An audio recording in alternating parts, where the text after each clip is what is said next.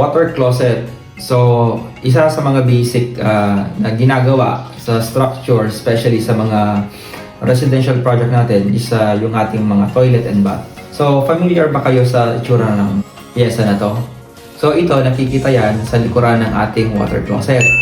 So, sa water closet ito, sa side nito, meron kayong makikitang controller o yung tinatawag nilang angle bulb. Hindi ito yung gate bulb. So, ang gate bulb is yung mismong pangsara para ma-terminate yung tubig sa buong floor. Ito naman, naka-access directly dun sa pipe na nakalabas sa inyong wall.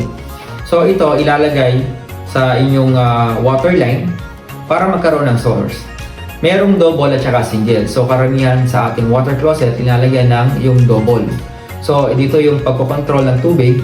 Dito rinalagay yung para sa flush ng ating water closet. At dito naman, sinasaksak yung sa bidet. Bidet tulad nito.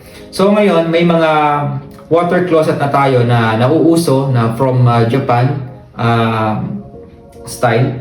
Na yung bidet nila is hindi na linalagay dun sa handheld. So handheld, yun yung pinang-spray pagka gusto mo nang maghugas, may hinahawak kang parang shower na maliit. Ang tawag nila doon is handheld. Yun ay nakasaksak dito. So naka-on lagi yun. So yung mga CR na tulad nito, technology from Japan, may pang-flash sila na nakakonect dito. At yung bidet naman is nakakonect na sa mismong water closet.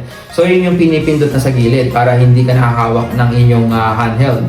So ito yung controller, basic controller lang o tinatawag nating two-way angle bulb.